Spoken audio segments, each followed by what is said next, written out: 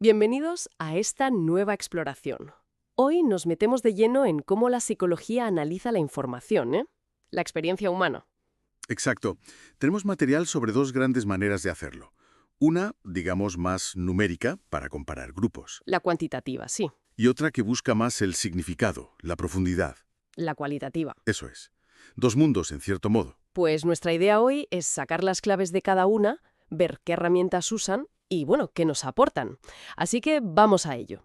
Empecemos por la parte de los números, el enfoque cuantitativo. A veces, investigando, no basta con comparar dos cosas, ¿verdad?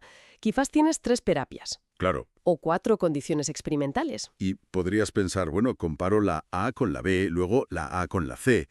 Pero eso ¿tiene algún inconveniente? Sí, lo tiene. Y es importante. Si haces muchas comparaciones de dos en dos, la probabilidad de que alguna te salga significativa solo por casualidad aumenta. Ah, vale. Es como si tiras muchas veces una moneda. Al final, por pura potra, te saldrán varias caras seguidas.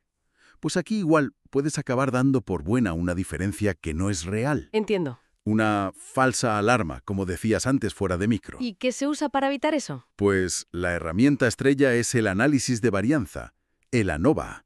ANOVA. Suena potente. Y lo es. Su lógica es, a ver cómo lo explico sencillo. Es como descomponer toda la variabilidad de los datos. Separa lo que varía por tu factor de interés, por ejemplo, el tipo de terapia, Vale. de lo que varía por otras cosas, por el azar, el ruido de fondo, digamos. Te dice si tu factor destaca por encima de ese ruido. O sea, separa la señal del ruido. Me gusta esa analogía. ¿Y este ANOVA se aplica igual si comparo, no sé, grupos distintos de pacientes que si sigo a los mismos a lo largo del tiempo? Buena pregunta. No exactamente.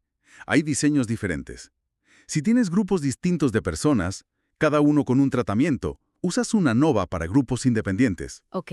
Pero si mides a las mismas personas en varios momentos o condiciones, imagina medir el estrés antes, durante y después de algo, entonces usas una ANOVA de medidas repetidas. Ah, claro. Este último es muy interesante, porque al ser las mismas personas, controlas muchas diferencias individuales que podrían meter ruido. Tiene todo el sentido. ¿Y estas pruebas funcionan sin más o hay requisitos? ¿Alguna letra pequeña? Pues sí, como toda técnica estadística un poco avanzada, tiene sus supuestos.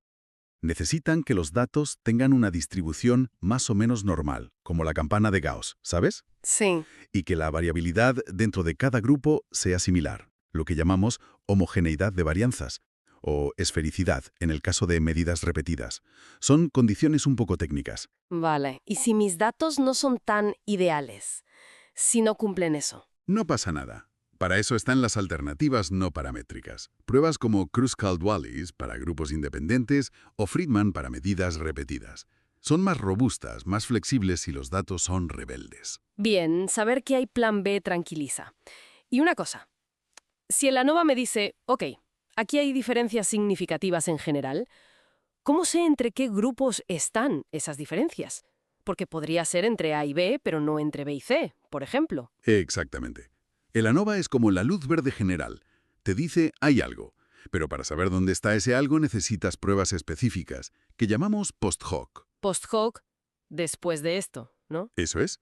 Pruebas como la de Tukey o Games Hall, si las varianzas no eran iguales. Estas ya sí comparan par a par. A versus B, A versus D, B versus C. Y te dicen cuáles de esas diferencias son significativas. Vale, ahora sí. Y ojo, no solo importa si hay diferencia, sino cómo de grande es. Ahí entra el tamaño del efecto.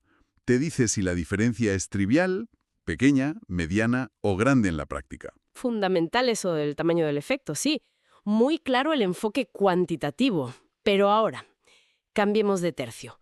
¿Qué pasa con las historias, con los significados, con el porqué profundo de las cosas? Ahí nos vamos al análisis cualitativo. Cambiamos de lente, buscamos entender la experiencia desde dentro, en su contexto. Aquí la cosa se pone quizá más compleja de estructurar, ¿no? Puede ser. Es un proceso más fluido. De hecho, el análisis suele empezar mucho antes, casi a la vez que recoges los datos. Hay un diálogo constante entre recoger información y empezar a interpretarla. ¿Y qué tipo de información, qué datos se manejan aquí? Ya no serán números, imagino. No, no. Pueden ser transcripciones de entrevistas, notas de campo de un observador, discusiones en grupos focales. Textos, imágenes. Exacto. Documentos, fotos, videos. Cualquier cosa que capture la comunicación, el comportamiento, la experiencia humana en su riqueza. Suena menos lineal que el método cuantitativo. Sí, es más flexible. A menudo es circular. Vuelves atrás, refinas preguntas, ajustas el enfoque sobre la marcha. Y exige mucha reflexividad. ¿Reflexividad? ¿En qué sentido? En el sentido de que la persona que investiga tiene que ser muy consciente de su propio papel, de cómo sus ideas previas o su forma de preguntar pueden influir en lo que encuentra y cómo lo interpreta. Entiendo. Has mencionado las transcripciones de entrevistas. Parece sencillo, pasar lo que se oye a texto. Pero antes comentabas que tenía sumigas. Y tanto que la tiene. No es solo teclear palabras. Es una interpretación en sí misma. ¿Transcribes literalmente cada cada pausa, cada risa? ¿O haces una transcripción más natural, centrada en el contenido? Claro, no es lo mismo. Y luego está el cómo se dice algo. El tono, el énfasis, intentas capturar eso. Es como leer una partitura, no son solo las notas, es el tempo, la dinámica. La transcripción es un paso crucial y delicado. Vaya, sí que tiene profundidad. Entonces, para ir cerrando y resumiendo, tenemos por un lado el enfoque cuantitativo. Medir, comparar grupos, buscar patrones numéricos, intentar generalizar. Correcto, con herramientas como el ANOVA y las pruebas post-hoc. Buscando diferencias estadísticamente significativas y su magnitud. Y por otro, el cualitativo. Buscar comprensión profunda, explorar significados, procesos, experiencias en su contexto, usando datos diversos como entrevistas, observaciones. Eso es, con un análisis más interpretativo, flexible, reflexivo. Entonces, ¿uno es mejor que otro? No, para nada. Esa no es la cuestión. Son enfoques distintos que responden a preguntas distintas y ofrecen conocimientos diferentes, pero igualmente valiosos. No son enemigos, son complementarios. Complementarios, me gusta. El cuantitativo te da el mapa general, las tendencias. El cualitativo te permite explorar los lugares interesantes de ese mapa con detalle, entender el terreno. Muchas veces, la investigación más rica combina ambos. Depende de qué quieras saber. Una visión muy completa, sí, señor. Pues me quedo con esa idea de complementariedad.